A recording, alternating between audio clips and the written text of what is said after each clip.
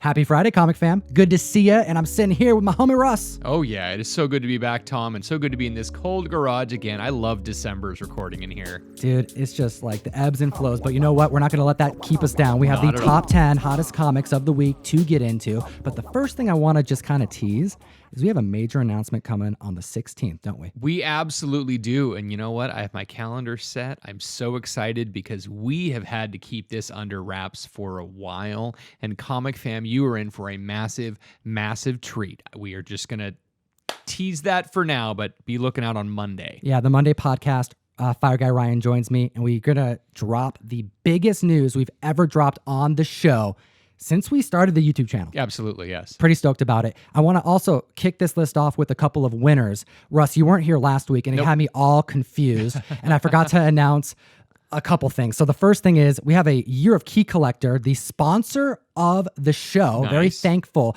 to this awesome app. The link is in the bio for you to enhance your comic book collecting. It's going to help on the hunt and help you with just like keeping track of your collection and what keys you have and you may not know you have.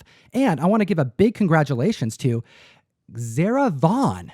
You won a free Year of Key Collector. Thank you so much for commenting on our video a couple weeks back. I forgot to announce it, Russ. Oh, yeah. And we also have this TMNT Power Ranger variant from New York City Comic Con, courtesy of Boom Studios, going out to Ad Miller. Nice. And the reason why I wanted to start with this giveaway is because of number 10 on the list. We got TMNT from IDW. This is a different run of comics, but this run just hit a milestone this week. Issue number 100, the 1 in 50 Eastman and Laird variant. It is so cool to see the two of them back together on a cover. It has been a very, very long time. As you know, and if you watch The Toys That Made Us, they really did talk a lot about the split, and there's more information if you get to watch this Netflix series. But being able to have Kevin Eastman and Peter Laird working on the same cover of a comic is monumental. So they had a scuffle for a pretty long time, and I think it wasn't until like 2014 that we saw the last variant that they did together, like they collaborated. Well, I think that's what's going on here. We have a combination of this 100 milestone. It's a 1 in 50, so it's lower print, going for $80 out the gate. That is a really, really great price for a book of this ratio. But you know what? It's very well deserved, especially if you know the history behind this team. This is the longest running TMNT run, and the reviews are in about this comic. It's making me want to go through it and read it now because they're saying that it is like the pinnacle of the final issue of a series. Like I'm hearing this being compared to like Secret Wars 12. Absolutely. This is the type of thing that it's just the end of an era, and I'm excited to read it. I haven't had a chance. What do we got at number 9? Number 9, we have Witches number 1.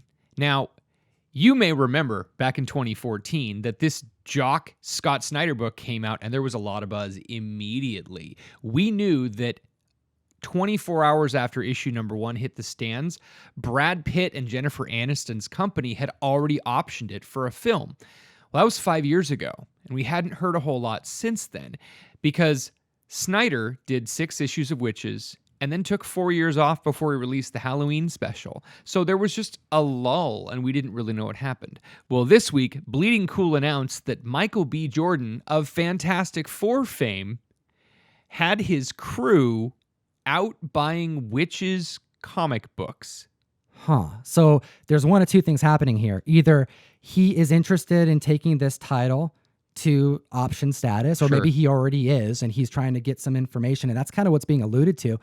Or this is like his publicist trying to make a statement here. Yeah, this is kind of weird because it's not like, hey, Michael B. Jordan walks into Cosmic Comics and goes and buys a comic book. They happen to recognize him and stuff. No, this is his entourage of people who happen to be working with his production company could possibly be. This seems a little odd. This is kind of like a weird announcement. Now, if it happens, it's great because I really did like the read. The miniseries was fantastic. We were expecting more and we didn't get any, but this book is going solidly for $10. And we're also seeing $90 highs at 9.8. That's 240% increase in copies sold in just 7 days. People are specking on this book. They really are, and it's crazy because this book is over 5 years old. Number 8 on the list, we have Vision and Scarlet Witch. Issue number 1, their first team up. This is a 1 in 4 issue series. This is in dollar bins across the country. Absolutely. The mini series from 1982.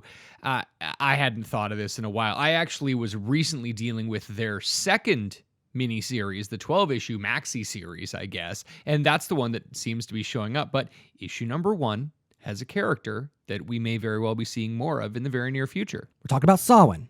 Talking about the personification of Halloween. Is this the character we're going to see in the show? Some people think it may be because, well, casting calls are out and they're looking for trick-or-treaters. Why would they be looking for trick-or-treaters? Well, Halloween, it could go together, or maybe they're just trying to do an adaptation, a loose adaptation of the comic. However, this is the first appearance of both of these characters, Vision and Scarlet Witch, crossing paths on the cover and teaming up for the first time. It has this book hitting average sales of $8. We're also seeing a high sale of $80 at 9.8.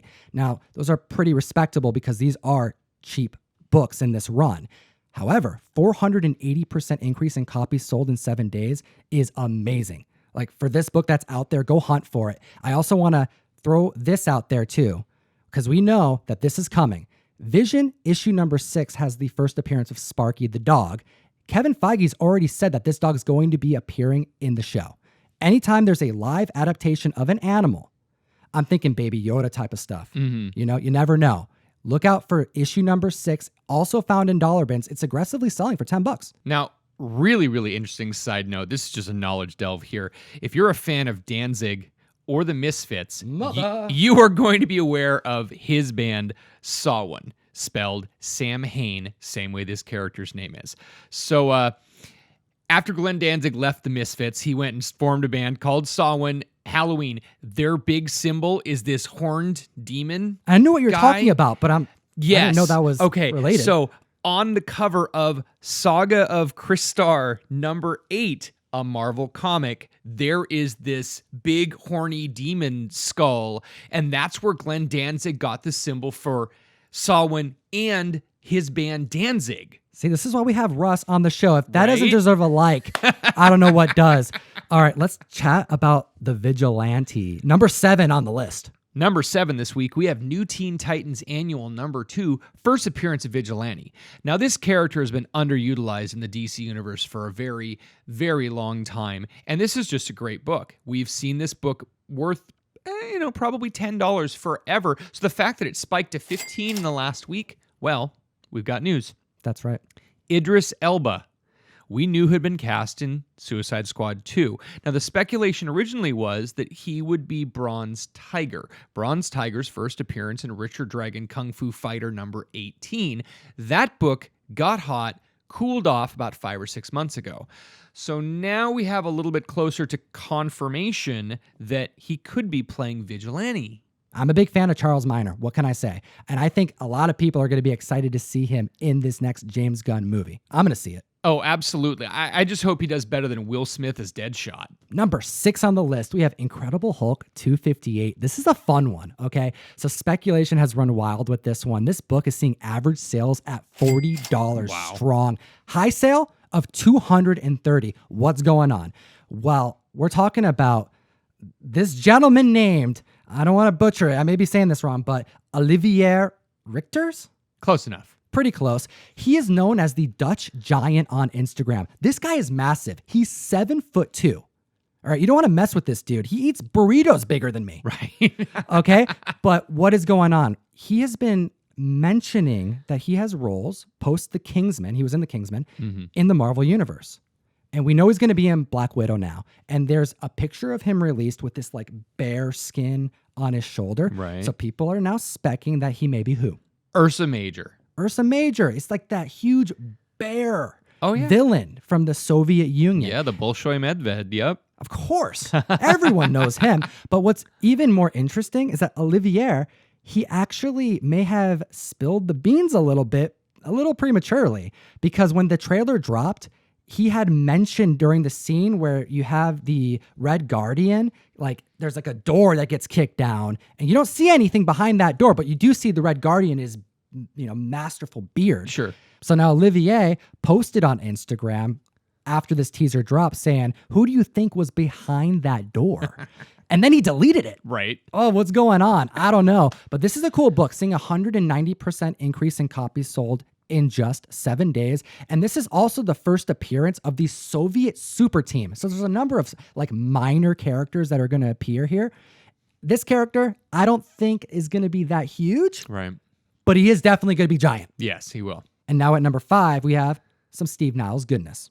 October Faction #1. Yep. Tom and I have talked about this book before. Yeah, I think we chatted about this, or at least I did, at Emerald City this past year. I was really sick, but I was also really excited to see Steve Niles make the top 10. Well, we actually have a confirmation that there is a January 23rd release date for the new Netflix show.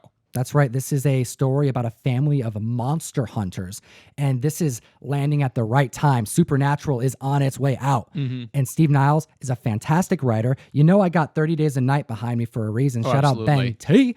And you know what? Steve Niles is really good, and I always recommend to the community Criminal Macabre, which is a team up he did again with Ben T. And this book, we're seeing some gains as well, but it's a little bit on the more affordable side. That's right, Tom. $25 for a raw copy and $75 for a high-graded copy. It's a lot. This book spiked 1,400% in sales this last week alone on the confirmation of release date. All right, Russ, number 4 on the list. I got to ask you, how did this play out at your store? Because we had a Marvel press release, and I think that's what's causing this book to spike. That's right, Tom. We got a Marvel press release and a key issue alert from Key Collector this week, letting us know that Miles Morales number 13 was going to be the first appearance of his sister. That's right. We're talking about Billy Morales. And the fact that we have another Morales in the Marvel comic universe, that's an easy pick for people to spec on. Oh, yeah. But the fact that Marvel had even said anything and pointed to it, it has people specking. Now, I'm curious, this $8 average sale, did you see it sell out at your store this week? It absolutely sold out by midday Wednesday. There was a lot of buzz. There were a lot of people talking about it, and people wanted all 3 of the variants. That's right. There's a few variants to this issue, and my favorite was the Razah 2099 variant. Couldn't find it. Oh, I know. That's a tough one to get, but even tougher to get is going to be the Petrovich Venom Island variant.